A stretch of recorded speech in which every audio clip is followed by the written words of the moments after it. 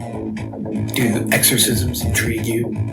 Do you like scary urban legends? Are you fascinated with history and ghostly lore of haunted places? Well, if you answered yes to any of these, please check out Hauntingly Yours, a podcast for the paranormal. I'm your host, DC O'Rourke.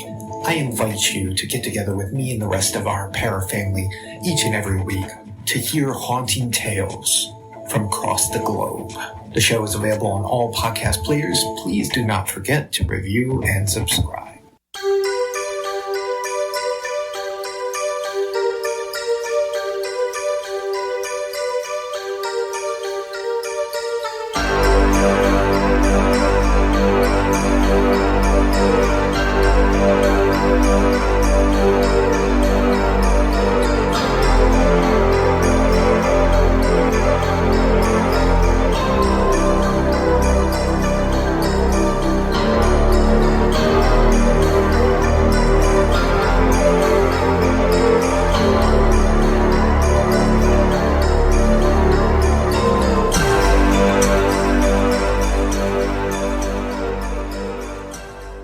On the show today, I have Kathleen Rydel Tedsen. Kat is a writer, a published author on the paranormal and unexplained, an investigator and historical researcher. Welcome to the show, Kat. Thanks for having me, Al. Good to be here. I see in 2006, you started your journey in the paranormal, correct?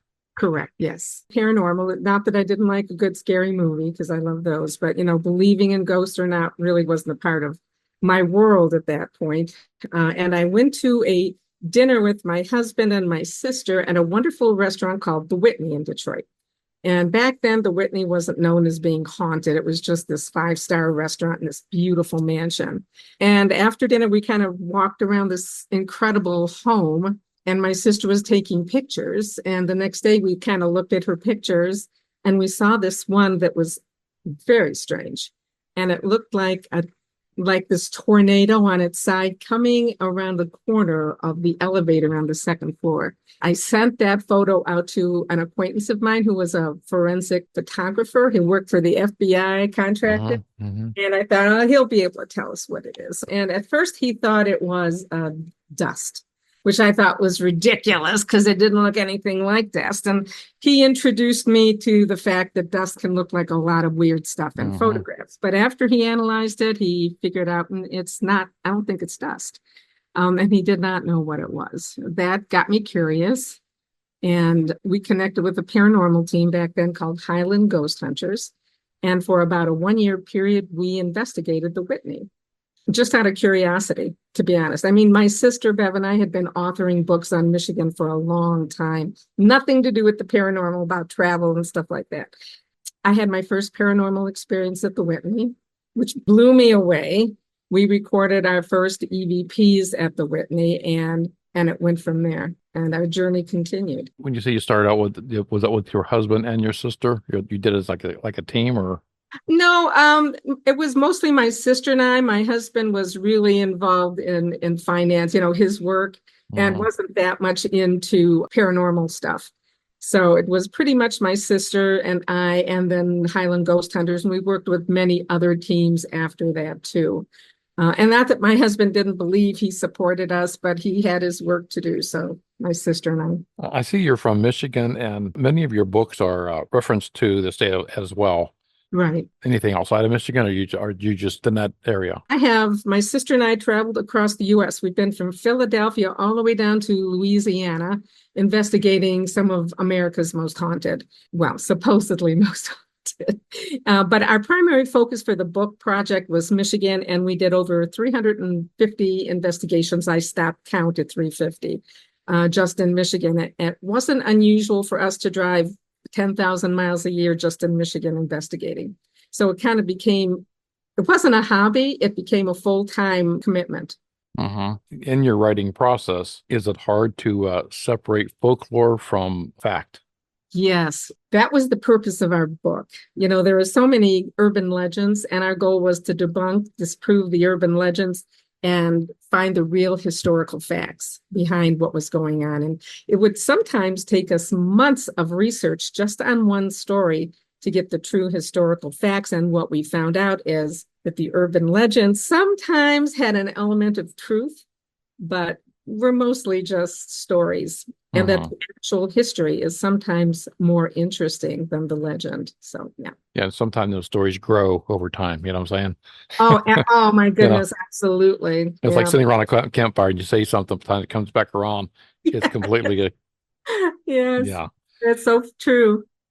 During an investigation, have you ever come across anything demonic? There was a story in the second Haunted Travels of Michigan book, the second one, called The Holly Demon. And I'm not sure if it was a demon, but I didn't believe in demons.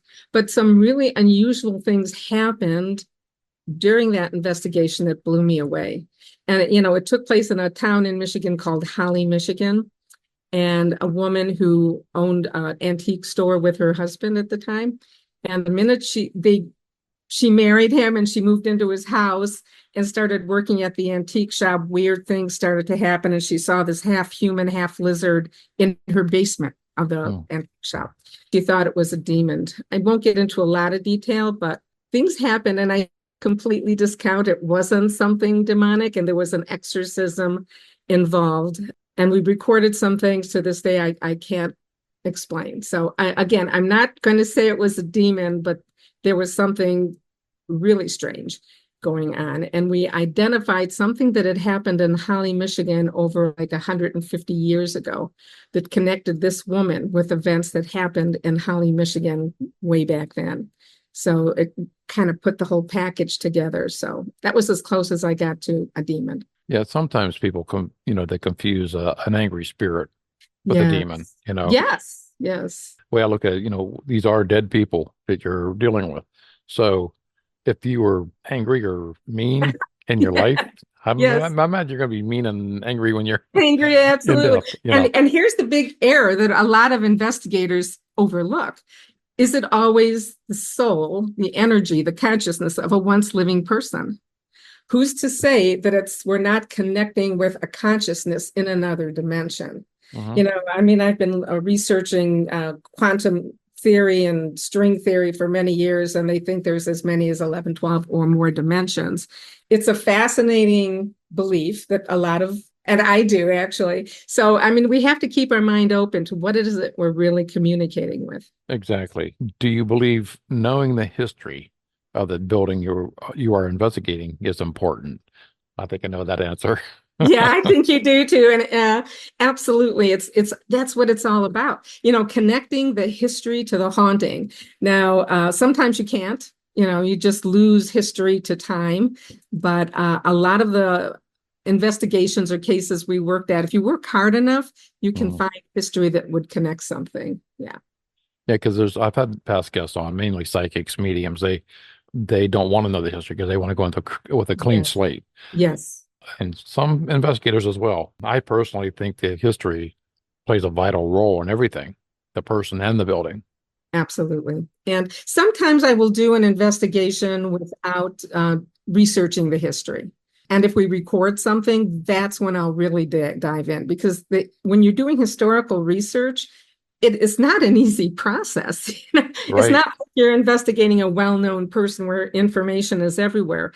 And that's why when we record evidence that we consider valid, we'll spend weeks, months on research. It's all about that. Yeah. Okay. So when you do investigate places that murder or there's a criminal scene, yes, or a crime scene, do you get an eerie feeling that maybe you should bring in a psychic medium to help out? A murder scene, I don't know that a psychic or medium would make a difference, because I'm all about recording something. I have worked with many psychics and mediums. This is going to get some heat. I don't have a strong belief in most of them, not saying all of them, most of them really connecting with the other side. Not that they don't believe it, they absolutely do. But I've worked with some psychics and a couple very well known. And if I don't know the history of the place, they can't give me details. But the minute, so I don't know and again, I know I'm getting heat for this, but I That's don't okay. know. Everybody's entitled Reading to their way. exactly. Yeah. And because they can't connect unless I understand the history, my concern is, are they reading my mind and thinking it's connecting to the other side, which is a gift if they can, read what's going on in my head. But I don't know. I mean, most of our cases, and we have worked with a lot of psychics and mediums. Psychic predicts the future. A medium is dealing with spirit. Right. Mm-hmm. But it's the recorded evidence that really makes the difference for me. Do you believe that you can carry a spirit home with you or to another place? Yes. Yeah. I Or think, they can attach to you some way? yes. And it doesn't always have to be negative. The first investigation I mentioned earlier was the Whitney. And I believe David Whitney is connected to me. I mean, he was the first, his family and David were the first people I really researched the heck out of.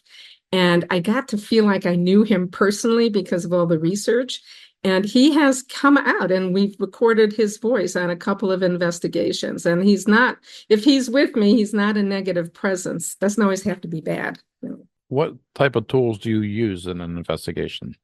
Well, that's a good question. There's a lot of them out there right now. I've used all of them almost, and I discount them or I say, yeah, they make sense. But primarily the most important tool is an audio recorder, a video recorder. I've used Spirit Box. I've done, oh God, so many of the tools that are out there. But the one that seems to be most consistent for me is an audio recorder. And an EMF meter can be interesting. I don't think an EMF meter going out because it's so flawed is validation of a paranormal event. But when the EMF meter starts responding to questions, that's when I start watching the video closer and listening to the audio more. And sometimes there is a match, but very often not. I still use it though. Yeah, because I'm kind of old school. So, when I was on my first investigation, it was basically just audio recorder. Mm-hmm. And I used a video camera with the infrared. Yes. And yeah. that seemed to work a lot. But, I see a lot of investigators now with the power grids on the wall and oh, right. Now, you get the little stick figures on your phone. And the whole thing with the stick figures, I can't remember what that is called, but I can't either. I don't use it, but it's a flawed gaming system that some computer guy kind of regridded it, and it's looking for points, variations in the light grid, and it's programmed to make stick figures. Now, what makes anyone think, well, apparently many, but what makes people think that a spirit, which is energy, is going to be the shape of a person? It could be like a cloud. It could be in many different forms besides human form. I'm not big on that. And for those who are, that's fine. That's what you do, but it doesn't make sense to me. I see you give your readers a 3-dimensional experience with something called the secret room. Yes. What is that?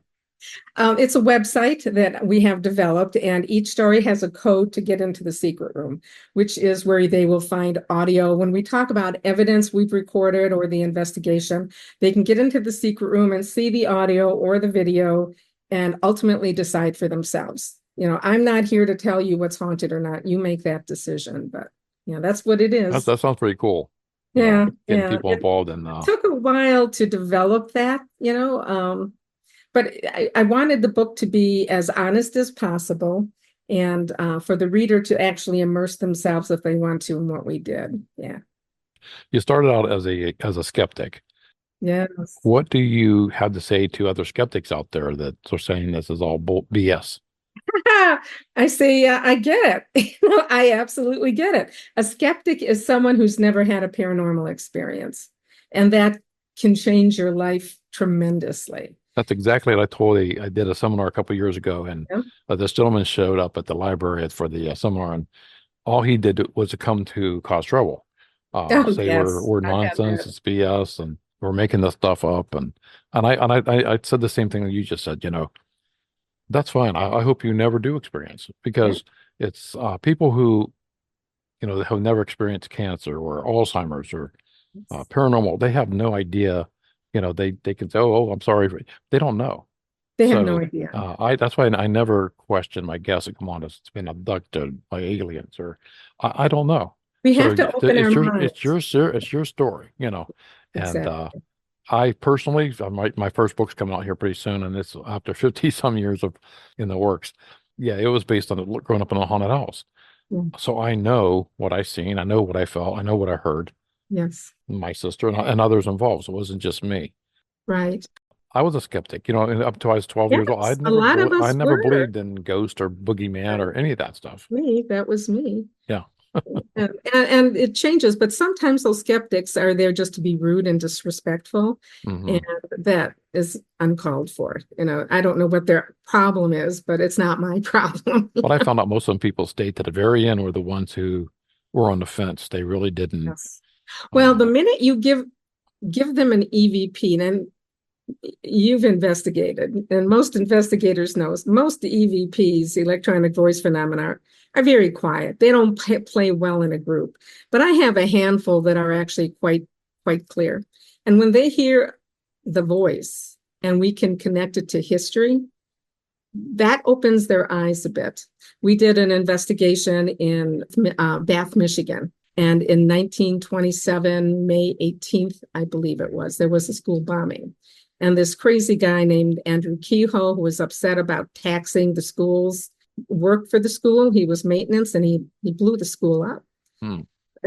Still stands as the worst school bombing in history. Anyway, we investigated the site and the cemetery where a lot of the children were buried.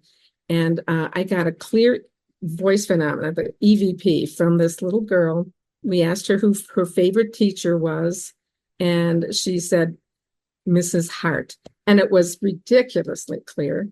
And then we did the history, and we found out her teacher the day of the bombing was Mrs. Hart. wow. And when you get that kind of validation, it's pretty hard to say, no, there's no such thing as ghosts. And there were a couple of other, cases we worked on where something similar happened. So it is true. I mean, I have no question that there is something that exists out there, consciousness, that we are not generally able to communicate with, but is there. I've always said that the paranormal is the unexplained.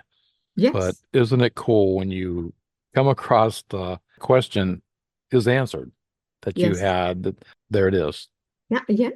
It's Just like you said with the voice of the Yeah. girl, I always also said that, that the you never, sometimes it's like fishing. You can go out and catch a whole bunch of fish and a whole Yeah. bunch of EVPs, and sometimes you have like absolutely nothing. You'll sit there all night in the dark and That's it, and people who don't investigate, they watch the paranormal shows, which is fine, they're entertaining, but they're not reality. right, And those of exactly. us who investigate will tell you exactly what you just said. You're sitting there for hours and nothing happens. Sometimes they don't connect with you, but maybe somebody else in the group or somebody else in that room.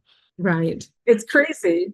And then you're sitting there and it's 3 a.m. and you're about ready to just close your eyes and something happens. And when paranormal activity happens, it's not like building up to it. It happens. And now you're wide awake. Right. When you were investigating, I think you said stuff for the was it the Travel Channel or Travel something, and the guy in Michigan Yeah. with your sister. Yes. Did you guys bounce things off each other? I mean, because I know it's the same way like in the paranormal investigations, you kind of bounce off. And I think it's important to have different people on your group that don't think the same way you do. Absolutely. I mean, my sister and I did bounce things off of each other. We were both kind of skeptical. She was less skeptical than me, but we worked with paranormal teams, and I did work with an exorcist who was a minister, and mediums. So, I mean, I like to hear different perspective on investigations and the results of the investigation. And my mind is always open to something, but I have to feel it's logical, that it makes some sense, so. Do you believe you can move a spirit on to another realm? Yes. Some people don't use the term heaven or hell. I'm one of those that don't believe in heaven or hell. I was raised a Catholic, so yeah, I know. The Catholics have that thing called purgatory. Sure. Our church was a fire preacher, Oh, sure. and Yes. you're going to go to hell. Even talk about paranormal ghosts and yeah. as demons, and you're going to don't even talk about you're going to go to hell. And that was just it, heaven, hell. That's what religion teaches us, but I'm not sure that I believe there is a heaven or hell. I think there is another existence. And depending on what we do in our life, we move on to that existence and we learn new things. I also think when someone transitions, they don't come back. I've heard many stories, as I'm sure you have, about, I lost my aunt and she came to I didn't know that. And I woke up in the morning and she was at the foot of my bed. And I think that's possible. But for someone to come back to you again and again and again, again, it's just my thoughts based on my experience and research. I believe that they're stuck. If they stay with you, and it could be you that's sticking them, then you're needing them with you. But if you are able to transition, you don't come back. And why? It doesn't matter. Your loved ones are fine. Whatever they go through in this existence, what you're going to is so much better that there's no need to come back. But some people need that so much. I think they bring them. Yeah, I had a friend of mine who had his brother passed away, and they haven't spoken in 20 years, moved apart in different states. Long story short, he got a phone call like 3 a.m, and it's his brother telling him, "I'm sorry. I just want to let you know I love you and I miss you, and Yeah. take care." And he hung up. He says, "That's cool. Now I got a relationship back with my brother." Then he gets another phone call. "We want to inform you that your brother passed away, but he died like 10 hours before that phone call was made." See, I think when you first pass, you have the ability to do that before your energy, your consciousness, your soul, whatever you want to call it, moves on. And in that period of time, I think that is possible to connect with people that you feel you need to. No, I believe that. And the other thing I believe, I've been studying something called continued consciousness. After, the whole premise of haunting or whatever is that when we die, our consciousness continues in some form. So I've been trying to see if there's any scientific research that might validate that. And I'm connected with a Dr. Samuel Parnia, who's director of cardiopulmonary resuscitation at NYU Langor. And he is like the king of continued consciousness studies. He's taken 2,000 people, and this is worldwide. Major university studies have revived 2,000 people over this period of time who had heart attacks. Some have been dead for several hours, and he identified a way to bring people back after a longer death. And he's not looking for ghosts, right? And what he found with these 2,000 people, 40% were able to provide qualifiable evidence of consciousness after they were in full clinical death for up to an hour or more. And 10% had near-death experiences, the mystical kind of thing. And 2%, now that's not a lot, but 2% is a whole lot more than he thought he could have, he would ever get, is these 2% were able to provide conversations and detailed information of what happened over an hour after their death. So I believe there is continued consciousness, and that leads the way to communication. I can relate to people who have moments where that's happened to me more than one time, which is going to lead me to my next question, is do you feel that you have a guardian angel? I don't know about a guardian angel. I used to, but sometimes I think if I did, I don't think they're with me anymore. I don't think they no, I'm leaving this soul. Like some people name their guardian angels or have more than one. I believe I do, because in my book, I've survived death how many times. And I believe that, and what happened last year, coming home from a bad experience with my father who has Alzheimer's. And I'm cursing out God, and then was almost killed by another car that should have been hit. I mean, there's no way that car should not have hit me. And then when I closed my eyes and turned the wheel, I'm just praying, I hope my wife's okay after I'm going to get hit. He's going back 70 miles an hour. And somehow he's in the ditch. I'm okay. And I told my wife, says, I have to have, and it's happened so many times. So I personally believe there is, but I don't know who mine is. I wish I did. Is it God? Is it are you supposed to know your guardian angel? I mean, could it be a descendant, an ancient great-great-grandfather or something? Or is it a guardian angel, just an angel from heaven unrelated to you on earth? Right. I mean, I wish I knew, but I don't. Yeah, I don't know. Some people do know. Have you ever come across a spirit that didn't know they were dead? That's a good question. I don't know. I mean, there have been, first of all, paranormal activity in the locations I've investigated, only about 10% of the time do I get valid evidence. And of that amount, I'm not sure there's any that made it clear to me they thought they were still alive. Even though when we communicate with them verbally, we will say, you know, you're dead. They've never said, you know, I'm still alive. So I don't know. That's a good question. How about you? I haven't. No, I have not. Do you believe that a ghost can age, or spirit can age? I don't think so, because when they pass away, when, you know, they kind of, again, who knows? I would believe anything, but my personal opinion is that when they pass away, their soul, their body passes away, they stay that age. Even though I have spoken to a variety of spiritualists who believe that when you pass on, your soul is at a certain age. And even if you're a child, when you transition to the other existence, you move to that age, a consistent age for all. So I'm open to that, and I don't know. But here on Earth, I mean, there have been locations I have investigated many times over a 10, 12, 15-year period.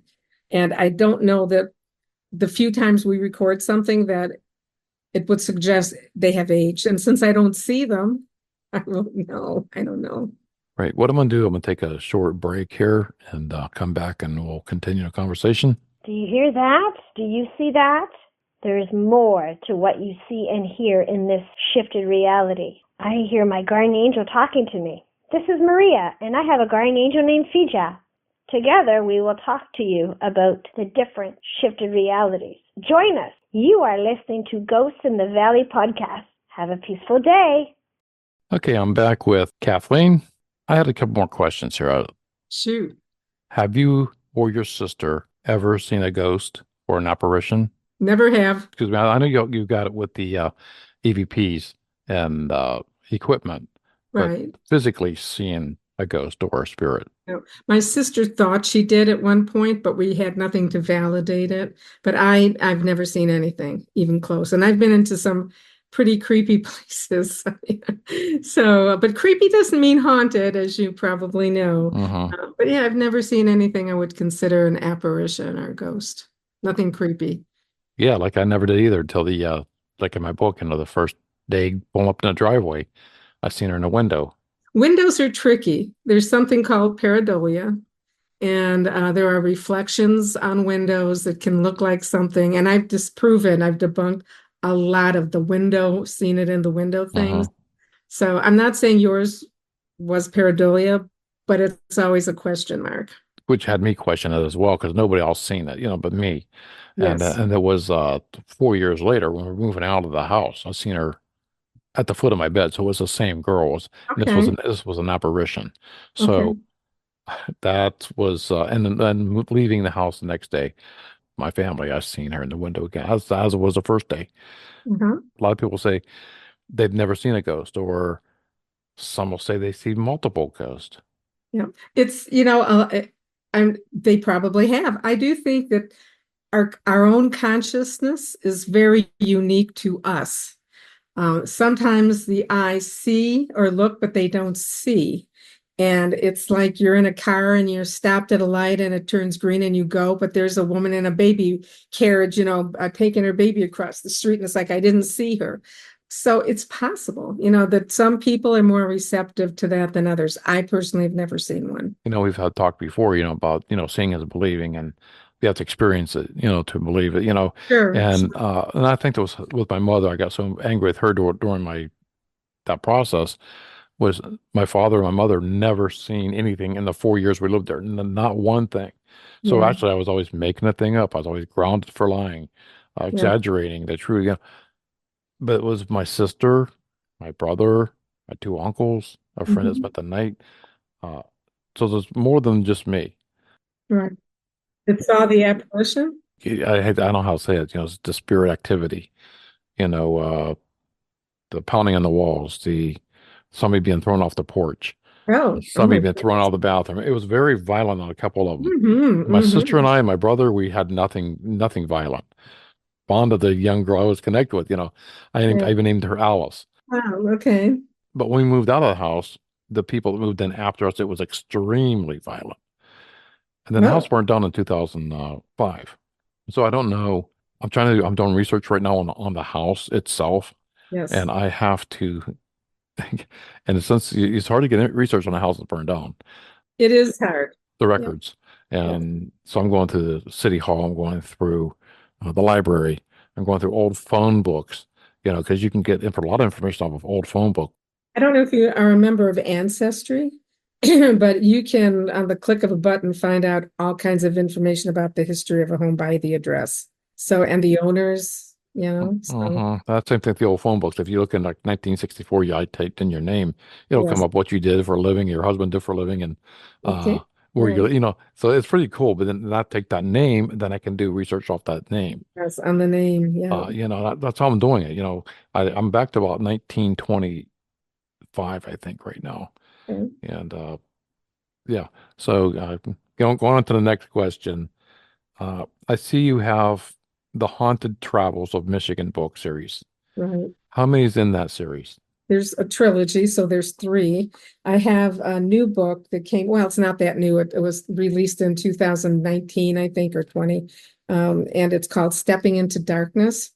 That's a little different than the Haunted Travels of Michigan trilogy. You're doing this. Have you seen? That was my next question. So the book that piqued my interest, my curiosity was Stepping into Darkness. Yes. It's so surprising you said that, That's I have a closeness affinity that I have 2 stories. It's a compilation of things. I do have 2 investigations in that book, but it's a story of a variety of things. There's 2 personal stories about me, experiences I had, related to tragic events, and one about when I was a college student in psych. I went to a psychiatric facility called Eloise, and I worked with a patient there who descended into a world of night terrors. So it's a true story. I just recount that. And then I have some historical stories about people with unexplainable gifts or powers. Thoroughly researched, months of researched. So it's an interesting compilation, but it's not part of the Haunted Travels trilogy. Yeah. How many books have you written? I mean, 4. I've got 2 more that I'm working on. One, I'm at a dead standstill, and the other, it's not necessarily paranormal. It was going to be paranormal, but I found the history behind what I was writing was so incredible and more so than the evidence that we recorded, that I might just take that into another genre that I'm working on. So my next question too, like, what are you working on? okay. Currently? Well, the one I'm really trying to, in the paranormal that I'm working on, is abandoned places, haunted spaces. And I'm having a hard time because there's a lot of abandoned places, but I can't get into them legally. Mhm. And the ones I can get into legally have no history. So it's like I've got nothing to write about. And I won't go to a place unless I can get in there legally. That is posing more of a challenge than I thought. I for a period of, I think, 2 or 3 years, a team and I investigated a historic community in Michigan called Romeo. Romeo was established in the 1840s. It's got incredible weird history, and we investigated literally every building in the downtown area. And I could write a book on that right now, but I'm hung up on the abandoned places. And then the second one takes place in a little town called White Cloud, Michigan. And that's the one that's not necessarily paranormal, but it's about, a backwoods community, turn of the century, 1920s, and a family that was absolutely tormented by the established town folks because they were the new people in town. And it is the last vigilante group in Michigan. And the terrible things they put this family through just need to be told. So I'm really focused on that one too. Anyway, I've got so many in my head. It's like Oh, that's another question. Like, where do you get your ideas at? What leads you to, say, a certain place? I mean, it just comes to you? Okay. it comes to my head. It's like, that would be interesting if something that compels me or draws me. So I don't know if somebody emailed you and said, hey, you should check this place out, or Right. I mean, and that's part of it. Some paranormal teams will say, "Hey, this is a great place. I think you do well with the book. I'll hang out with them. I love working with other teams." So, I mean, it sort of is very fluid and it happens, and I just know. I just know. Do you plan on So doing any investigations in the future? I'm always open to investigations, but I've been on hundreds of investigations, some of the most supposedly haunted places, blah, blah, blah. And great adventures. I'm not sure if I'm that into ghost hunting anymore. I'm always open for a ghost hunt, of course, an investigation. But so much of them, I've done it a million times. So, I want something different and new to introduce to the people. I don't want to give them the same old, same old. I Yes. was looking you up this morning, and I was kind of confused because I thought that you're writing these on your own. Then I seen Beverly Rydel, and so I was like, I want to put her in there. So hopefully maybe we could have her on the show as well. She passed away. And I seen that. I seen she passed away in 2015, and I was like, I don't know why, but just got, because you get kind of connected. Like I know you and I don't. Yeah. And I just felt so bad. I was like, oh my God, Thanks. because I'm looking at her name in all these books and how Yeah. close you were Oh, we were. Yes. Best friends from birth. Yes. than your husband. Yeah. So I know that her memories still have to be there. Life can be joyful and life can be absolutely tragic. So, you go with the flow. You do the best that you can and you keep moving forward. But yeah, within a few years, I lost my mother, my husband, and my sister. So yeah, and we were all so close. So it was difficult, but here I am. Yeah, that's what I say. Life goes on. You got one foot in front of the other, and Yes. yeah, you can mourn, you can remember, and keep them in the Yes. heart and soul. Absolutely. But you have to Always. move on. Yeah. They would want you to do that. Anyway, I was looking at your books, Mhm. and do you like to go out and do like any type of book signings, or do you like meeting the people that buy your books? Buy my books. Yeah. And Please, please buy them. right, because I've been to a lot of different so many book signings that Yeah. you can sit there all day and one person shows up and you set all your table up and your books and you don't move anything. It's better. I've had Yeah. authors come on here said they'd rather just sell it from social media, Amazon or whatever. Yeah. I personally think even if I sat there for a few hours and if I talked to one person it was meaningful. It can be. I mean, I don't go to a bookstore and And do you want to books. sell your books, right? Right. I mean, what I do is I do speaking engagements around the Midwest, actually. And after that, I'll do the book signings. And I speak at conferences. So obviously I do the presentation and I love meeting people in the paranormal like minds, and I like hearing new theories and new methods or procedures and investigations. So I do book signings, but not at bookstores because you're right. I mean, you don't mind sitting there for 3 or 4 or 5 hours. I can't stand it. I go nuts. I go nuts. Unless the bookstore, I did one book signing where I got a really good response, but most bookstores, they don't do much in the promotion part of it. They don't let people know you're coming, and then you're right, you get one, two, or three. I love watching these TV shows about writers and they do a presentation and the bookstore is full of people and they're lined up. Yeah, do you do any type of like pre-book sales, anything like that online or Um, to build up I to the book sale? Yeah, I have a publisher, an actual publisher that does my book. So I don't do pre-sales because I don't want to get into the mailing and distribution of books. That's pretty time consuming. I do sign books, on special occasions and mail them out for like special birthdays or events, stuff like that. But generally not really. I let my publisher do that. Here's an interesting theory. A lot of people I've talked to, not a lot, but there have been people I've talked to that said, every house I live in is haunted. I don't know what my luck is, but every time I go, there's ghosts. And my belief is it's not the house that's haunted, it's you. And when you want to look at the history of something, look at yourself. Your very DNA is the history and mapping of your family. Who's to say that some of their energy and consciousness isn't attached to you? And as life progresses, we might pick up attachments that follow us because our energy is all very different, like a fingerprint. So it could be the energy around us is drawing these spirits to us Oh yeah, combined. because it's all energy, you know. Yeah. Oh Spirits, yeah. it's all energy. So Absolutely. you couldn't run your equipment without the energy. Yeah. I personally feel I use my body as a tool. People that call you and are fearful for what's going on in their house, you can't just go in there and say, yep, your house is haunted. See ya. You have to go in prepared to help them.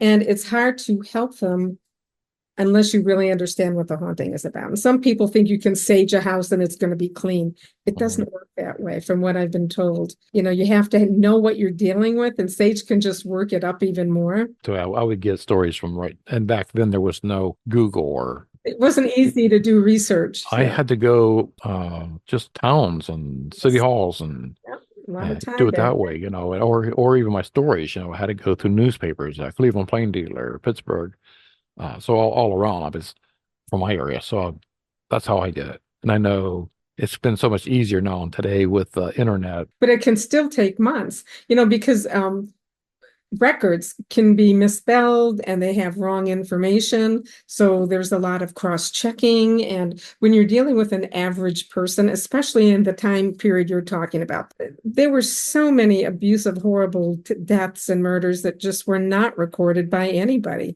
They might not even be on any ancestral record. So it's hard to track something like that down. I did an investigation like that, and I couldn't get the history I needed. You know, it just was gone. Just gone. One last question. Yep. Okay. What's your thoughts on the Ouija board? To me, it's the same effect as a paranormal investigation. Anytime you call out to the spirits of the dead, you don't know what's going to come back. I don't think it's any worse than anything else. When I was a kid, I played with the Ouija board with my girlfriends and, you know, teenage stuff. And I never have had anything that I would think was a result of a Ouija thing. And I know a lot of people think it's calling out to the spirits, but anytime you are on an investigation, you're calling out to the spirits. To me, again, I think it's the same thing. When I started my documentary, I went to our church, our Catholic priest in our church, and I just thought, I brought up to him, I'm doing this just want to see what his thoughts were on it.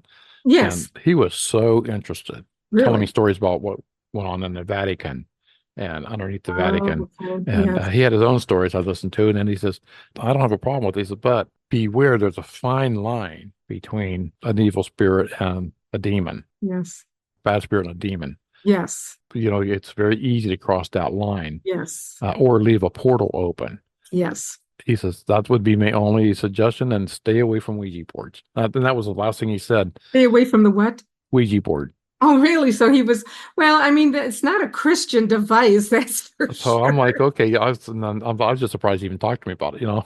Yeah, well, yeah, he was actually pretty open-minded about it. We have had other people on here say it's just a game. It's a game. To me, that's what it is. It's a game. Even though it can get serious, I mean, I do believe it's our energy that draws spirit. So unintentionally, whether we're teenagers or adults, and we're calling out to spirit, you could be drawing something to yourself, but you can do the same thing on an investigation. I'm going to have you tell my listeners where they can go to get your books, get your links, whatever that's going to lead them to you. Lead them. Come to me. Come. It's Haunted Travels of Michigan and Stepping into Darkness. There's 4 in the group, and you can find them at Amazon, Barnes and Nobles. A lot of major booksellers have the book.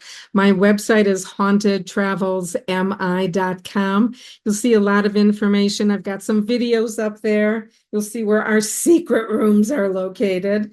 And if you ever have any questions, I'm on Facebook. I've got a Haunted Travels of Michigan Facebook page. And of course, Kathleen Rydel Tedsen Facebook page. So come to me. Well, Kat, I'm going to put your links at the bottom of the episode. It's been my pleasure having you on the show. And it's been fun to be with you. Thank you. Thank you, Kathleen Rydel Tedsen. Please go to the links at the bottom of this episode and check out Kathleen's books and also where you can contact her. And please go to Apple and rate and review Ghost in the Valley podcast. Thank you for stopping by. I'll see you in 2 weeks with another great show on Ghost in the Valley podcast.